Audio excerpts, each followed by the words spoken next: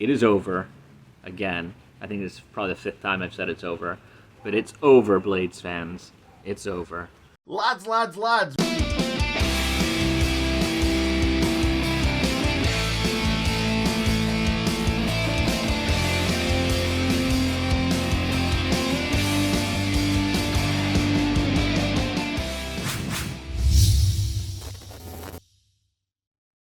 So Saturday afternoon, 3 p.m, traditional kick-off time. Sheffield United against Southampton. A fixture that we've traditionally done quite well in, although not recently. Southampton not losing in their last 3 visits to Bramall Lane, including last season's 1-0 win, which saw Billy Sharp sent off late on. Just the one change for the Blades. Surprisingly, Jayden Bogle back from injury. Chris Wilder had us believing that he was out for a lot longer.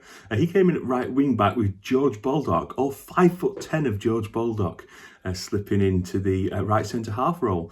Other than that, it was as you were against Aston Villa.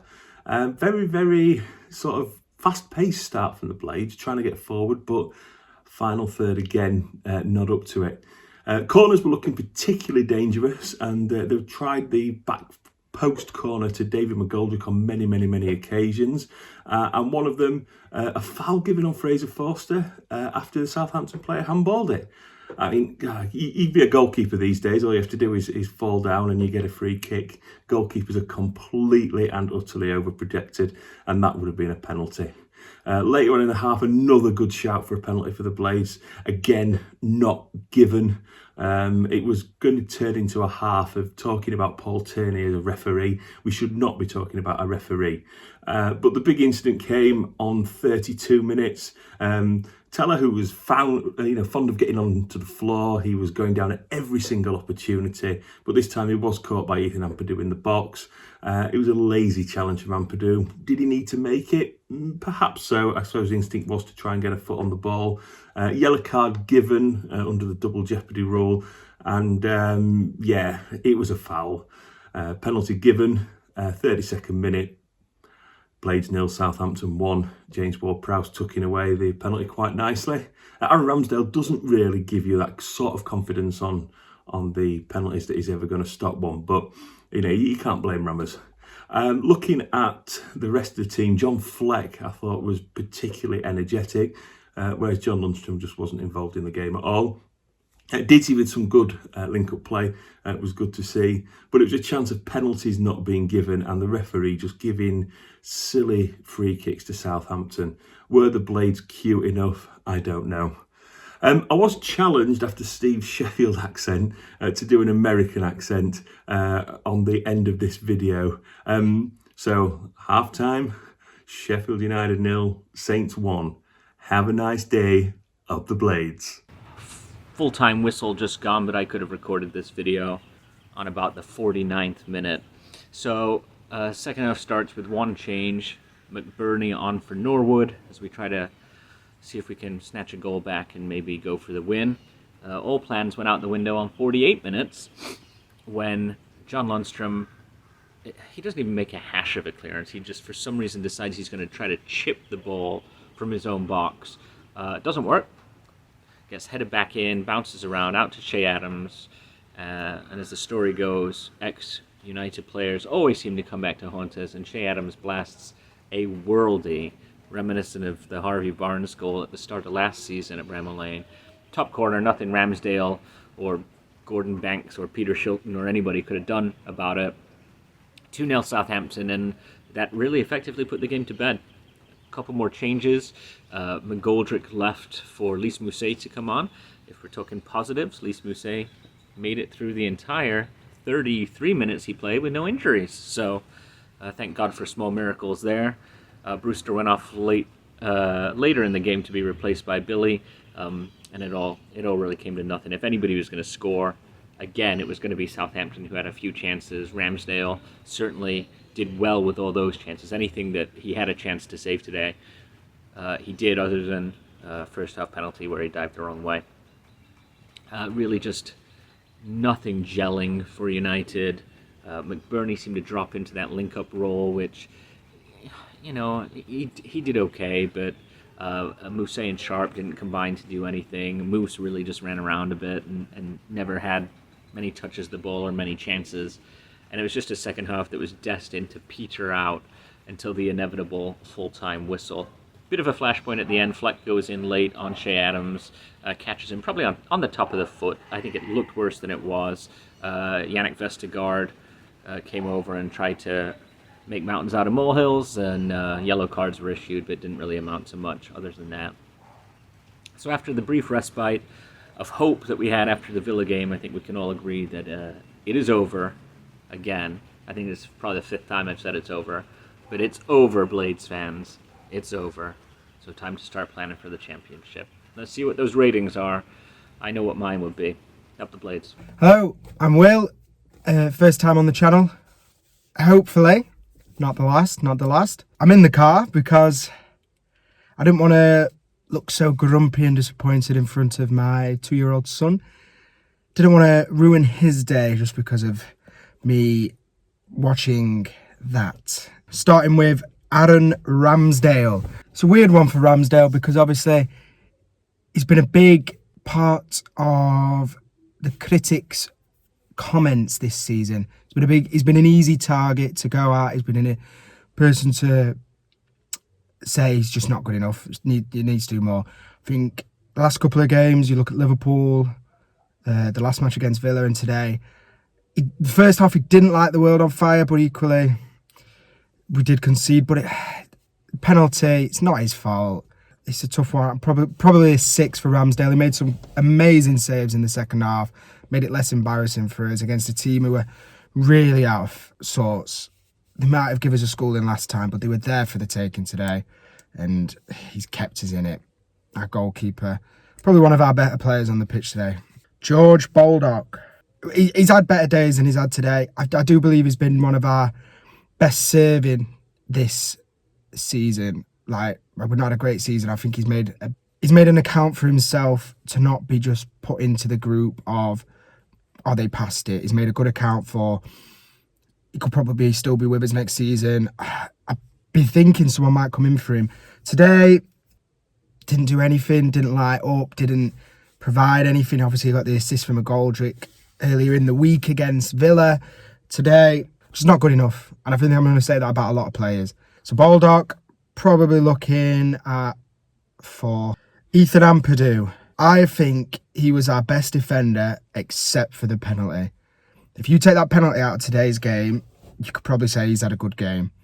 He's having to marshal a very inexperienced and players who probably wouldn't want to be playing centre-back. He's a young lad. He's come to us for experience and he's now put in the heart of our set defence. I don't think he did too bad. He obviously gave away the penalty. He obviously fought, and I don't think you can say that about a lot of players this season. He kept going, he kept fighting, even till the end when playing for pride by that point. See, I want to give him a 6 like Ramsdale, but the penalty, 3, just let himself down in that moment. Keane Bryan, ho ho ho, Keane Bryan, as they like to say on this channel. There's not much words you can use for Keane Bryan. He's in over his head, he's trying his best, he's clearly good enough for some level. I couldn't tell you the level, whether it's higher end League One, bottom to mid-championship. He's no experience at the Championship. He's gone straight from League One to Sheffield United in the Premier League. I think I'll call that one early. I think I'll call that one just a 4 again. Just not good enough. He's got the will to prove a lot of people wrong, I think, Keane Bryan, but maybe not the ability to back it up. So moving on then to Jayden Bogle. Probably our best signing this year, Jayden Bogle. And if he stays, I don't know who's going to leave. Obviously, you've got Baldock and Bogle. Both should be starting. Both bring different things. They're not going to want to be on the bench in the Championship, both of them. He was playing with Baldock as his centre-back next to him. I don't think he did that too bad, that. I think we did that against Brighton for a bit. With Ollie Burke coming quite deep as well, if I remember right. It wasn't his best first half. And then you could see he wanted to get something, whether it was just a goal for himself, an assist. He wanted to get something in that second half. He got the ball to his feet. He tried running. It didn't work. Didn't work every time. But he tried. Probably just settle for a 4. Just not good enough. Yet again, another player just not good enough. Ender Stevens. No, I know Hal has been on about Ender Stevens moving on. I think I share that opinion. think his best days at United are done. And I think if you're thinking about keeping him, you're thinking about, are his lesser days good enough for us? And dare I say it, we've got some cover at left back now. We've got Osborne, who I'm a big fan of. We've got Max Lowe. Keane Bryan's put a shift in or two there. Maybe it's time. I don't think it was his best game defensively. I think he provided something going forward that we have lacklustered on that left side a lot this season. Probably a free for Enda Stevens today. Moving on to the saga that is John Lundstram.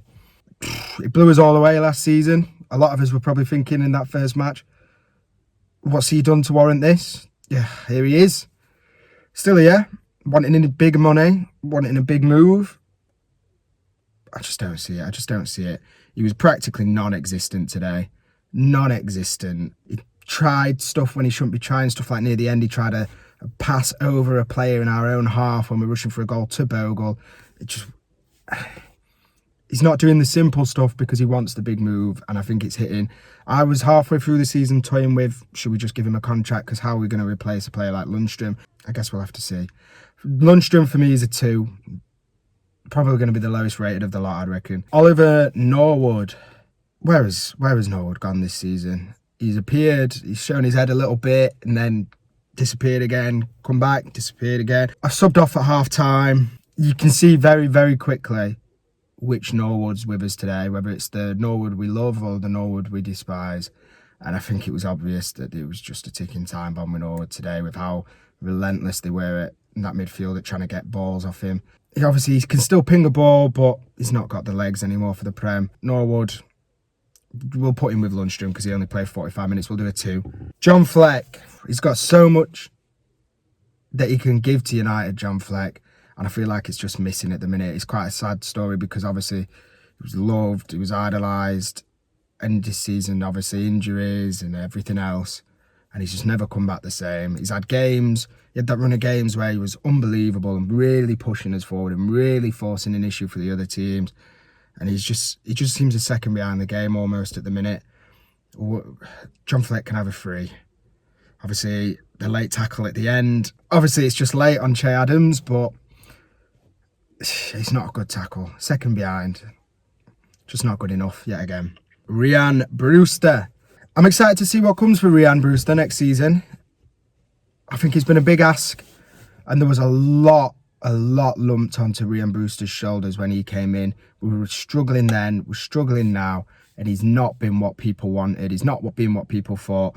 I still think there's a chance he will be what people think of him. It's just not going to be this season, is it? He's clearly got something about him. He's clearly got a work rate. He's clearly got a shot, and it's just not clicked like a lot of our team. He's still a young lad, and it's still worth having faith in a player like Brewster. I was a bit shocked when he came off, actually, because, and I'm throwing McGoldrick into this mix, out of the strikers on that pitch, I thought he had the most fight in him until Sharp came on. I think he really wants to get that goal this season. I don't think he wants to end this season with no goal. I think that's a big thing for him. You can see he's fighting for it. He played McGoldrick in beautifully in the first half. For McGoldrick to try and lob a 6'7" keeper. He had a couple of chances. He didn't snatch at him. Just didn't go in, and it will come. I'll give him a 3. Next up, David McGoldrick. He's our standout player of the season this season. I don't think there's many other names up for candidate, and I don't think there's many people who are going to break out and do something in the last half of the season to change that. But he had a shocking first half today. Shocking. He missed a good chance. He wasn't doing what he did at Villa. He wasn't doing what we've seen of him all season. Obviously, he missed another chance with the lob attempt. Brewster was really trying to do something with him, and it's almost like he was still trying to do it alone, like he's had to the rest of the season. But we'll see. We'll see what he's got for the rest of the season. I've told my friends if he gets to 10, I'll get the tattoo of the old pose, but we'll see. We'll see. Obviously, he got subbed off in the 58th minute. I think it was the right call. I know a lot of people might disagree with the choice, the Mousse, and, he's had his controversies this season and he's not performed this season, Mousse, but I think it was the right choice to take him off and bring a different type of player on, especially with how the centre-backs were playing. All right, moving on to the bench. We had Oliver McBurney came on in the 45th minute for Oliver Norwood. I like McBurney, so I'm probably going to sound biased. I do like McBurney. I think he's a good player, and I think he's a really good player to have around a team. A really good player. He does a lot. I mean, he's still doing stuff for Swansea now for their fans, and I think he's a really good player to have around your team. And he is still a young lad. I know, obviously, he's not the youngest, but he's a young lad, and he's got a future ahead of him. And I hope it's at United. Today, and like the rest of this season, he's just looked a bit sluggish. You know, he's not been that aerial threat that he was. There's no point lumping balls into the box, whereas last season it was like, well, let's lump balls into the box. We'll see what's to come from McBurney in the future. I hope he stays with us. It didn't change the game much. He tried to link the game up. I think he was playing just behind the strikers in the end. You know, he gave it a go. Fair play to him. I mean, you wouldn't think he's probably up there with one of our most versatile players, with Wilder saying he might go at centre back. Obviously joking, I hope, but you know, he's got an head on him and he's got the ability on him, so yeah, we'll have to see what he does at a lower division, I think, and build a bit more about him. You know, there's been a fair few young lads who've done that, like Jack Grealish has done that, you know, bulked up, got ready for the Premier League, and I think that is the case with a lot of our younger lads. They're just not ready for the Premier League. So I'll go with McBurney. I'll just give him a 3. Moving on to Billy Sharp, Mr. Sheffield United. I think he was quite good today, and I think we've said that about him a lot this season. He's come on, and you know what, maybe he isn't good enough for the Premier League. I think his finishing is good enough for the Premier League, but I mean, his all-round game probably isn't quite there for the Premier League. But he was persistent. He had that fight in him, which we didn't see from a lot of players today. We saw from Ramsdale screaming when he got the ball, screaming when he made a save, cheering his lads on, motivating his lads. And I think there was only him, Sharp. Who else could there have been? Obviously, we saw some passion from McBurney, whether it's passion or frustration or a mixture of both. I think Sharp was the leading one for that, and he should be. You know, he's club legend, club captain. You know, it's what he needs to show, but he persisted. He won as a corner one time by just fighting. You know, they were being kicked by their player on the ground. Persistent. And I think there's still some time left for Sharp at United, especially if we go down. I don't think he should be a main fixture because we've got these lads like Rian and McBurney and stuff like that who need the game time in the lower divisions for as a club to progress now. But I think he could do a lot behind the scenes for us. I'll give Sharp a 4. Just purely because of the time, and obviously I can't say he impacted the game because it finished out what it was when he came on. And then last, Lys Mousset coming on in the 58th minute for David McGoldrick. I think it was the right choice at the time. I didn't know, obviously I don't know who's fit. I don't think any of us know who's fit. It's alright to say, no, I want this guy, I want that guy, but we've had such bad injury problems. I think we just have to accept that Wilder's making the right decisions. You know, Mousset comes on, he's had his controversies. He's give it a go, hasn't he? Like, he's give it a go. You know, the ball's been hoofed up to him. He's not that sort of player. He's battled him. It would have been nice if obviously the controversies hadn't happened and we could have seen more from him this season without injuries and stuff like that. Because obviously Wilder loved him. I remember the first goal he scored for us and saw Wilder, picture of Wilder just smiling in the background. It's a shame. It's a real shame. I don't think he'll be with us next season. Hopefully we can get something out of him before the end of the season because God knows we need it. That's from me. I hope to see you all again soon, and just want to say thank you for the 3 lads doing the live stream every week. It makes the matches a bit more bearable. Well, March was going well for us. Great win midweek. Celebrated a birthday yesterday. It's Steve's birthday today. A Mustache March game going strong. But alas, the Blades bring us back down to earth.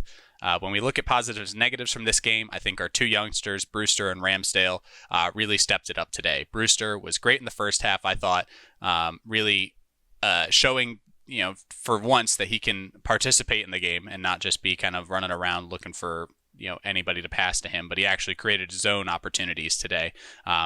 You know, Didsey right at the end of the half just making the wrong choice, and that could have been a Brewster assist. And then Ramsdale in the second half, when it looked like we're down and out 2-0, Southampton trying to make it 3 or 4-0, he came up with some really good saves. So I think the 2 of them were the highlights today.